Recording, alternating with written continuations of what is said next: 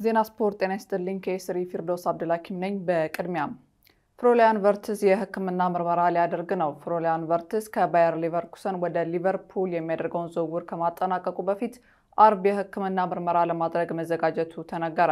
ተጫዋቹ በዚህ ሳምንት ወደ ዩናይትድ ኪንግደም እንደሚሄድም ተገልጿል። አትሌቲክስ ከዚህ ቀደም እንደዘገበው ሊቨርፑል በ136.3 ሚሊዮን ፓውንድ ክፍያ የተስማሙ ሲሆን ቅድመ ክፍያ 100 ሚሊዮን ፓውንድ የሚከፍሉም ይሆናል።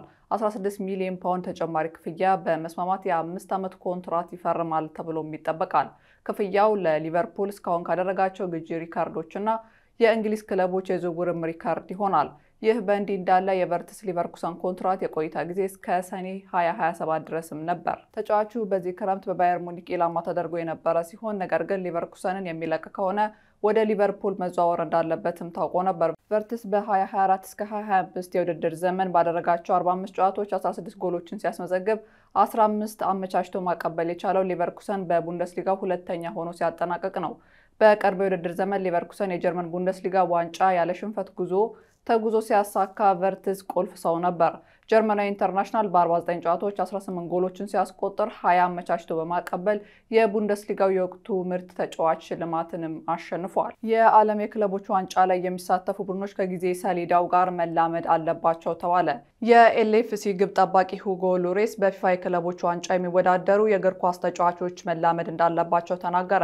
ሎሬስ በዚህ ውድድር የሚሳተፉ ታላላቅ የአውሮፓ ክለቦች ከሌላው የእግር ኳስ ዓለም ተጋጣሚዎቻቸው የበለጠ ፈተና እንደማይገጥማቸውም ተናግሯል። ፊፋ እንደ አዲስ ባሻሻለው የዓለም ክለቦች ውድድር ምክንያት በዓለም ዙሪያ ካሉ የአገር ውስጥ ሊጎች ከክለቦችና የተጫዋቾች ማህበራት ተቃውሞም አስነስቷል።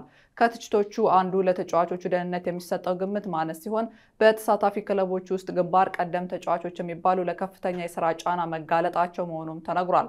የ38 ዓመቱ የኤልኤፍሲ ግብ ጠባቂ ይህንን በማንሳት ቡድኖች ከጊዜ ሰሌዳው ጋር መላመድ አለባቸው ነው በማለት የተናገረው። ማድሪድ የተጫዋቹን ውል ሊያራዝም ነው። ሪያል ማድሪድ የሞሮካዊውን የፊት መስመር ተጫዋች ብራሂም ዲያዝ ኮንትራት ለማስፈረም መቃረባቸው ተገልጿል። ብራሂም ዲያዝ ለሪያል ማድሪድ የተጨማሪ 5 ዓመት ኮንትራት ለመፈረም ለስምምነት መቃረቡም ተናግሯል። ሎስ ብላንኮቹ በቀጣይ የግብ ጠባቂውን ቲባ ኩርቷ ኮንትራት ያራዝማሉ ተብሎም ይጠበቃል። ብራሂም ዲያዝ በሪያል ማድሪድ ቤት ደስተኛ መሆኑንና በአሰልጣኝ ሻቢ አሎንሶ ስር ለመስራት መጓጓቱም ተነግሯል። በፊፋ ክለቦች ዓለም ዋንጫ በምድብ 4 ቼልሲ ከሎስ አንጀለስ ኤፍሲ ጋር ዛሬ ጨዋታቸውን ያደርጋሉ። ጨዋታው በኢትዮጵያ ሰዓት አቆጣጠር ምሽት 4 ሰዓት ላይ ወይም ስቱዲያችን ካለበት ዩናይትድ አረብ ኤምሬት ከምሽቱ 11 ሰዓት ላይ አትላንታ በሚገኘው ሜርሲዴስ ቤንዝ ስታዲየም ይካሄዳል። የዩኤፋ ኮንፈረንስ ሊግ አሸናፊው ቼልሲ በይፋ ክለቦች ውድድር ሲሳተፍ የአሁኑ ለሶስተኛ ጊዜ ነው። ተጋጣሚው ሎስ አንጀለስ ኤፍሲ በውድድሩ ላይ ሲካፈል የአሁኑ የመጀመሪያው ነው። የለንደኑ ክለብ ጨዋታውን ለማሸነፍ ሰፊ ግምትም አግኝቷል። በተያያዘም በአሜሪካ አስተናጋጅነት የተካሄደ የሚገኘው የይፋ ክለቦች ዓለም ዋንጫ በምድብ 3 ቦካ ጁኒየርስ ከቤኔፊካ በኢትዮጵያ ሰዓት አቆጣጠር ከሌሊቱ 7 ሰዓት ወይም ስቱዲያችን ካለበት ዩናይትድ አረብ ኤምሬትስ ከሌሊቱ 2 ሰዓት በሃርድ ሮክ ስታዲየም ይጫወታሉ። በዚሁ ምድብ ትላንት በተደረገ ጨዋታ ባየር ሙኒክ ኦክላንድ ሲቲን 10-0 ማሸነፉ ይታወሳል። በምድብ 4 ፍላሚንጎ ከኤስፔራንስ ተጠባቂ ጨዋታቸውንም ያደርጋሉ። የቼልሲ ዋና አሰልጣኝ ኤንዞ ማሪስካ አዲሱ ፈራሚ ሊያም ዴላፕ በቡድኑ ውስጥ የተረጋገጠ የቋሚነት ቦታ እንደሌለው ተናገሩ። ዴላፕ የቼልሲ ቋሚ ተሰላፊ አጥቂ እንደሚሆን ማረጋገጫ አልተሰጠውም ያሉት ማሪስካ በዛሬው የክለቦች ዓለም ዋንጫ እንደሚሰለፍ አላረጋገጡም። የትኛውም ተጫዋች ሲመጣ ቋሚ እንደሚሆን አልተናገርንም ያሉት አሰልጣኙ መልእክቱ ግልጽ ነው፣ ጠንክረ መስራት ከሌሎች መሻልና ቋሚ መሆን ይቻላልም ብለዋል። አሰልጣኙ አክለውም ሊያም ዴላፕ በቀጣይ የእንግሊዝ ብሔራዊ ቡድን ቋሚ አጥቂ መሆን ይችላል በማለት ያላቸውን ተስፋ ተናግረዋል።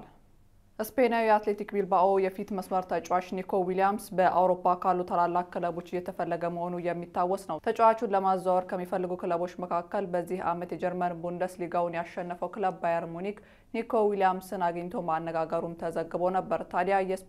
ታዲያ ስፔናዊ የአትሌቲክ ቢልባኦ የፊት መስመር ተጫዋች ኒኮ ዊሊያምስ በዚህ ክረምት ባርሴሎና መቀላቀል እንደሚፈልግም ተገልጿል። ተጫዋቹ ባርሴሎና መቀላቀል እንደሚፈልግ እሱን ለሚፈልጉ ክለቦች እንዳሳወቀና ክለቦቹ መረጃውን እንዳላቸውም ተነግሯል። ተጫዋቹ ባርሴሎና መቀላቀል ህልሙ መሆኑ ሲገልጽ የዝውውሩ መሳካት በባርሴሎና እጅ መሆኑም ተዘግቧል። ኒኮ ዊሊያምስን ለማስፈረም አርሰናል እንዲሁም ባየር ሙኒክ ፍላጎት እንዳላቸውም ይታወቃል። ዌልሳዊ የቀድሞ የሪያል ማድሪድ እና ቶትናም ተጫዋች ጋሪዝ ቤል እግር ኳስ ክለብ ለመግዛት ማሰቡ ተነገረ። ጋሪዝ ቤል የእንግሊዝ ሊጉ 1 ክለብ ፕሌይማውዝን ከአክሲዮን ድርሻ ለመግዛት ማሰቡ ነው የተገለጸው። ጋሪዝ ቤል አሁን ላይ ክለቡን ለመግዛት መቀመጫውን አሜሪካ ካደረገ ተቋም ጋር በጋራ በመሆን ጥያቄ ሊያቀርቡ መሆኑም ተዘግቧል። የጋሪዝ ቤል የቀድሞ የቡድኑ አጋሩ ሉካ ሞድሪች በቅርቡ በተመሳሳይ ከአሜሪካ ተቋም ጋር በጋራ ስዋንሲ ሲቲን መግዛቱም አይዘነጋም። በዚህ ዓመት በሻምፒዮንሺፑ ወደ ሊግ 1 የወረደው ፕሌይማውዝ በቅርቡ አሰልጣኝ ቶም ክሌቨርሊን መሾሙም አይዘነጋም። ዜና ስፖርት አበቃ። ከኢስሪ ፊርዳውስ አብዱላኪ ማብራሪያችሁ ቆየው። መልካም ቀን።